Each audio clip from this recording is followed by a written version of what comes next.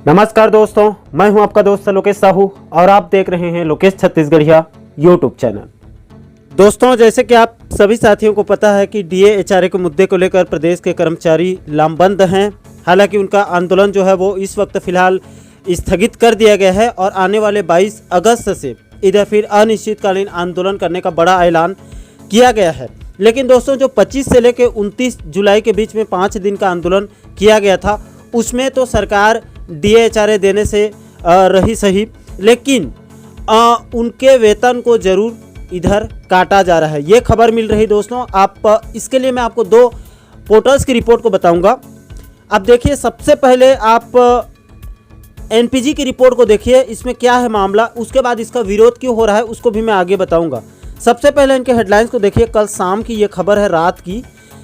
झटका, ट्रेजरी से लौटने लगा कर्मचारियों का वेतन बिल, हड़ताल की कटौती का आदेश, कर्मचारी संगठन इससे नाराज हैं। बिल्कुल देखिए, आगे बताया गया है 25 जुलाई से लेकर 29 जुलाई तक छत्तीसगढ़ अधिकारी कर्मचारी फेडरेशन के नेतृत्व में उनके बैनर तले हड़ताल करने वाले कर्मचारियों को अब वेतन के लिए भी इंतजार करना पड़ सकता है, क्योंकि जो बिल ट्रेजरी में लग चुके थे अब उन्हें भी ट्रेजरी से लौट आए जाने की खबरें सामने आ रही है।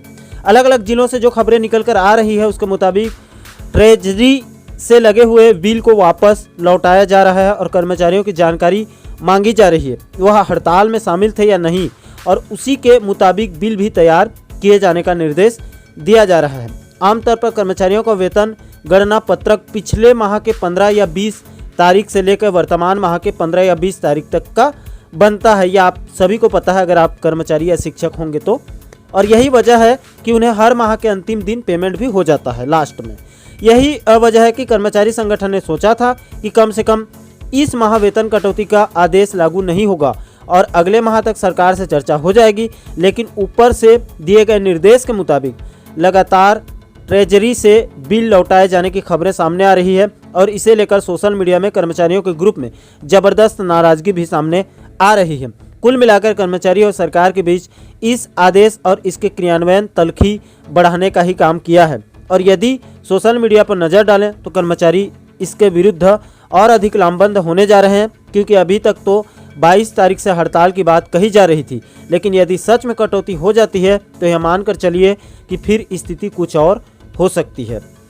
इस विषय पर सर्व शिक्षक संघ के प्रदेश अध्यक्ष विवेक दुबे का कहना है कि ट्रेजरी में लगे हुए बिल को इस प्रकार लौटाना सीधे तौर पर तानाशाही है, क्योंकि 20 तारीख के आसपास बिल लगाया जाता है और कर्मचारियों के कार्य दिवस की गणना पिछले माह की 21 तारीख से लेकर वर्तमान माह की 19 तारीख तक आमतौर पर किया जाता है। यदि कटौती करनी ही थी तो वह अगले माह के वेतन में होनी थी। हड़ताल 25 तारीख से शुरू हुई थी, ऐसे में इनका भी तर्क बिल्कुल सही है, क्योंकि 20 तारीख तक हो जाता है और इनका आंदोलन 25 से शुरू हुआ था। तो ऐसे में इस माह ट्रेजरी से बिल लौटाए जाने का कोई औचित्य ही नहीं है।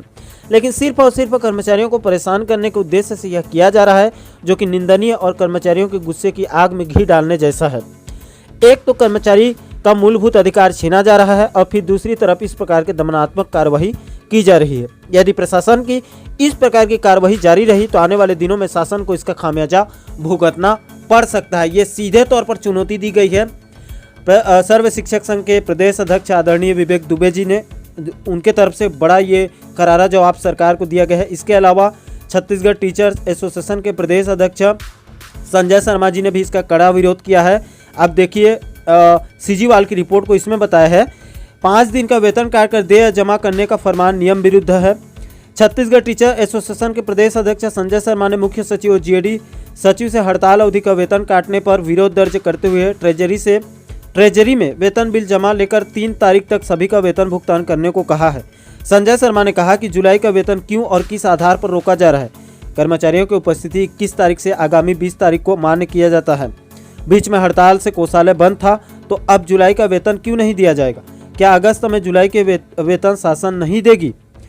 29 जुलाई को जो आदेश जारी हुआ था रात को, वो 25 जुलाई से हड़ताल में शामिल कर्मचारियों को वेतन कटौती संबंधी शासन आदेश के आधार पर जानकारी लिए बिना ही 5 दिन के वेतन कटौती कर ट्रेजरी द्वारा देय जमा करने कहना नियम विरुद्ध है। इसमें और 4-5 पॉइंट बताए गए। देखिए, इस संबंध में शासन वेतन कटौती का आदेश निरस्त करे 5 मांग इन्होंने रखी है।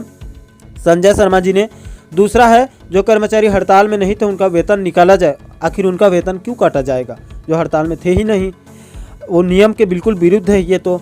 तीसरा है यह अगस्त माह है इसीलिए जुलाई का वेतन सभी का निकाला जाए। चौथा, हड़ताल अवधि के वेतन कटौती का निर्णय अगस्त में लिया जाना पूर्णतः गलत है। पांचवा, लंबित डीए व 7वें वेतनमान व एचआरए देय तिथि से शीघ्र दिया जाए। ये 5 इन्होंने बड़ी मांग रख दी। संजय शर्मा, वीरेंद्र दुबे और उनके जो तमाम पदाधिकारी हैं उनका कहना है कि लंबित महंगाई भत्ता व 7वें वेतनमान के आधार पर गृह भाड़ा भत्ता दिए जाने की मांग निरंतर की गई थी।